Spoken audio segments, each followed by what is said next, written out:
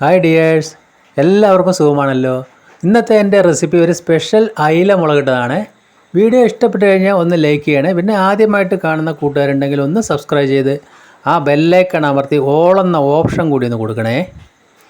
അതിനായിട്ട് ഞാനിവിടെ ഒരു 5 അയില എടുത്തിട്ടുണ്ട്. 2 കഷ്ണമായി മുറിച്ച് ഒരു 10 കഷ്ണമുണ്ട്. നല്ലപോലെ വരഞ്ഞ് വൃത്തിയായി കഴുകി വെച്ചിട്ടുണ്ട്. അതിലേക്ക് 2 മീഡിയം സൈസ് തക്കാളി, ഒരു 4 പച്ചമുളക് കീറിയത്, ഒരു 7-8 വെള്ളുള്ളി പൊടിയായി അരിഞ്ഞതും, ഒരു 2 നെല്ലിക്ക വലിപ്പത്തിലുള്ള വാളംപുളി വെള്ളത്തിലിട്ട് വെച്ചിട്ടുണ്ട്. ഒരു 15 ചുവന്നുള്ളി വളരെ പൊടിയായി അരിഞ്ഞു വെച്ചത്. ഇനി നമ്മൾക്ക് ആ 2 തക്കാളി ഒരു മിക്സിയുടെ ജാറിലിട്ട് നല്ലതുപോലെ ഒന്ന് അരച്ചെടുക്കാം.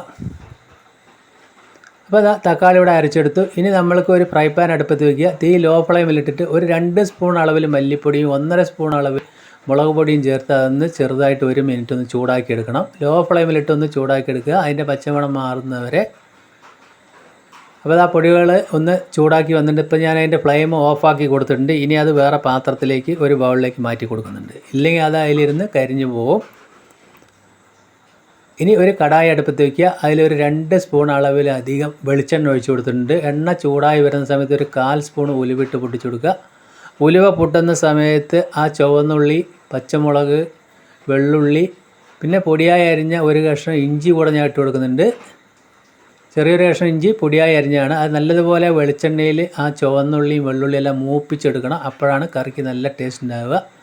ഇനി അതിലേക്ക് ഒരല്പം ഉപ്പ് ചേർത്ത് കൊടുക്കുന്നുണ്ട്, ഒന്ന് പെട്ടെന്ന് വഴന്ന് വരാനും കൂടിയിട്ടാണ്. അപ്പോൾ നല്ലതുപോലെ അതൊന്ന് മൂപ്പിച്ചെടുക്കുക, കരിഞ്ഞു പോവാതെ.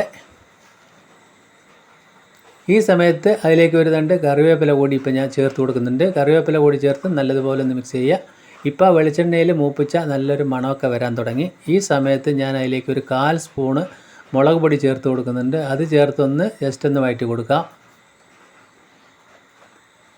ഇനി അതിലേക്ക് ഒരു 1/4 സ്പൂണിലധികം പെരിഞ്ജീരകത്തിൻ്റെ പൊടിയാണ്, നിർബന്ധമായിട്ട് അത് ചേർത്ത് കൊടുക്കുക. അതുകൂടി ചേർത്തൊന്ന് വഴറ്റിയതിന് ശേഷം ആ അരച്ച് വെച്ചിരിക്കുന്ന തക്കാളി അതിലേക്ക് ചേർത്ത് കൊടുക്കുക. ഇനി അതിലേക്ക് ഒരു 2-3 സ്പൂൺ വെള്ളം കൂടി ചേർത്ത് നല്ലപോലെ ഒന്ന് തിളപ്പിക്കട്ടെ എടുക്കാം. ഈ സമയത്ത് നേരത്തെ ചൂടാക്കി വെച്ചിരിക്കുന്ന മല്ലി മുളക് പൊടികൾ ചേർത്ത് കൊടുക്കാം.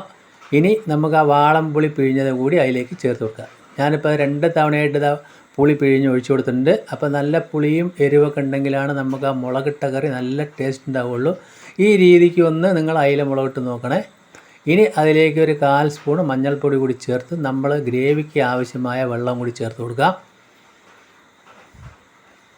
അപ്പോൾ നമ്മുടെ 10 കഷ്ണം അയിലയ്ക്ക് ആവശ്യത്തിനുള്ള ഗ്രേവി നമുക്ക് ഉണ്ടാക്കണം. അധികം ടൈറ്റ് ആവാനും പാടില്ല, എന്നാൽ അധികം ലൂസ് അല്ലാത്ത രീതിയിൽ നമുക്ക് ഉണ്ടാക്കിയെടുക്കണം. ഇതൊരു 4 മിനിറ്റ് നമ്മളൊന്ന് തിളപ്പിച്ചെടുക്കാം. ആ മസാലകളൊക്കെ ഒന്ന് നല്ലതുപോലെ തിളച്ച് വന്നു. ഈ സമയത്ത് നമുക്ക് അതിലേക്ക് ഉപ്പ് നോക്കണം. അപ്പോൾ ഉപ്പ് എന്തായാലും മതിയാവില്ല, കുറച്ചുകൂടി ഉപ്പ് ഞാൻ അത്രയും കൂടി ഉപ്പിട്ട് കൊടുത്തിട്ടുണ്ട്. ഒരു 1/2 സ്പൂൺ അളവിൽ ഉപ്പും പിന്നെ ആ മീൻ കഷ്ണങ്ങളും ചേർത്ത് കൊടുക്കുക.